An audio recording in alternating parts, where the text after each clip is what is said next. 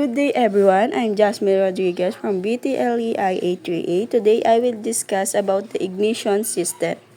The ignition system is a critical component of an internal combustion engine responsible for initiating the combustion process. It generates the high voltage spark required to ignite the air-fuel mixture in the engine cylinders, enabling the engine to produce power. A properly functioning ignition system ensures efficient combustion, optimal performance, and reduced emissions. So the ignition system operates by converting the low voltage from the battery into a high voltage needed to create a spark in the spark plugs. This sparks ignites the compressed air-fuel mixture in the combustion chamber, starting the power stroke of the engine. So the battery supplies electrical energy to the ignition system. And then, dito naman sa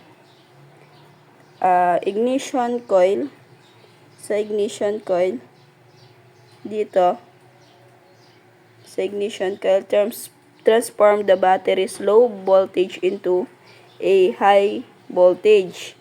Dito naman sa distributor, dyan, directs the high voltage current to the correct spark plug in the firing order. Yung spark plug dito, produce the spark that ignites the air-fuel mixture. Then the ignition switch allows the driver to control the system by turning the engine on or off. So the control module manage timing and voltage delivery. It can classified into two main types yung ignition system.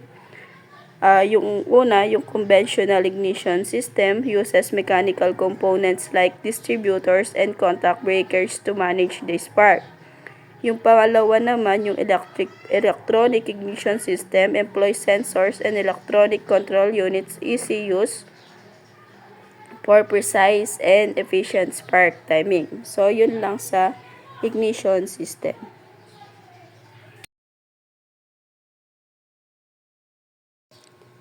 The fuel system plays a vital role in delivering the required amount of fuel to the engine for efficient combustion. It is designed to store fuel, filter it regular pressure, and inject it into the engine cylinders in precise amounts. So this ensures optimal engine performance, fuel efficiency, and reduced emission. So this diagram illustrates the basic components and operation of a fuel system. The process begins with the fuel tank. Dito. Yan yung fuel tank where the fuel is stored. The fuel passes through the primary filter dito sa primary filter to remove impurities and water before reaching the high pressure pump. Dito. And then, yung sensors and regulators maintain the required pressure levels for efficient delivery. Dito yan. So, the high pressure fuel is distributed through a common rail. Ito yung common rail. So, dito. From which injectors spray fuels into the engine cylinder. The system also includes an ECU, electronic control unit. Ito. That monitors inputs such as accelerator, pedal position, and engine speed to adjust the fuel injection accordingly. So this ensures precise fuel delivery based on the engine's demand. So ini-improve niya yung performance and reducing fuel waste. So yun lang po sa fuel system. Thank you. Today I will discuss about the lubrication system. So the lubrication system is a critical component of internal combustion engines designed to minimize friction and wear between moving parts.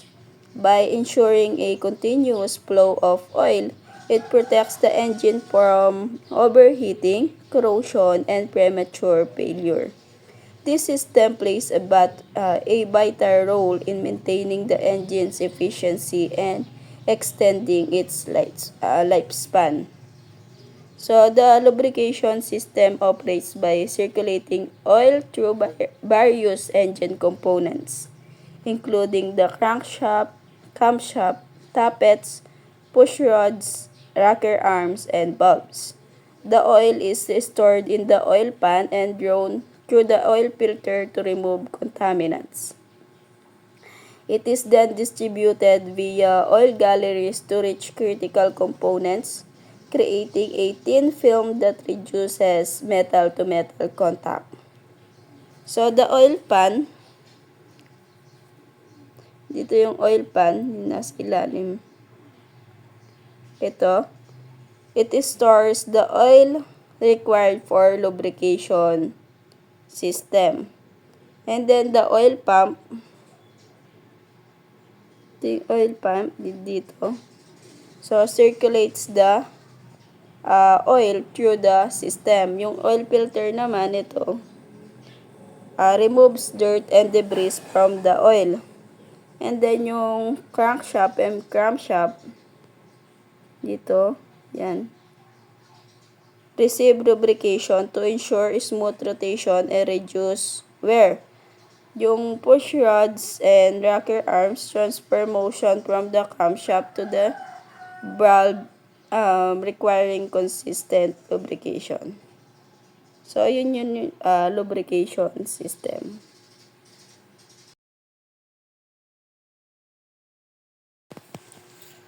So, good day everyone. I'm Jasmine Rodriguez. Today, I will discuss about the cooling system.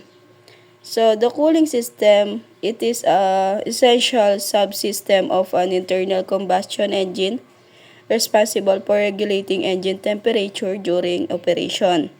It prevents the engine from overheating while maintaining an optimal working temperature to ensure efficiency and durability. Without an effective cooling system, excessive heat generated by combustion and friction could lead to engine damage or failure. So, the cooling system works by dissipating heat from the engine to the surrounding environment. It uses a combination of liquid coolant, airflow, and heat exchangers to maintain a stable engine temperature. This process ensures that the engine performs efficiently while protecting its component from thermal stress. So, yung radiator. So, yung radiator,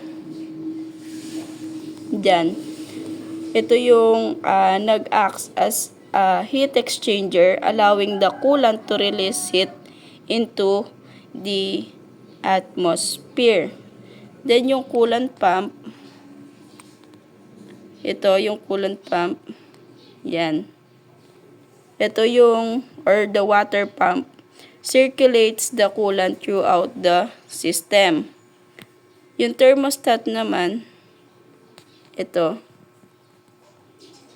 yan, regulates the flow of coolant to maintain optimal engine temperature. Then, yung coolant, dito, yan, yung papasok na yan, na liquid mixture that absorbs and transfer heat from the engine. Yan, yung mga arrow-arrow na yan. Yung fan naman, ito yung fan. Yan. Assist in cooling the radiator by increasing airflow. Yun yung mga nandito. Yan. So, the cooling system operates through a continuous cycle. Coolant absorbs heat from the engine, passes through the radiator for cooling, and recirculates. So, this process ensures that the the engine remains within the desired temperature range, enhancing performance and preventing overheating or freezing. So, yun lang. Thank you.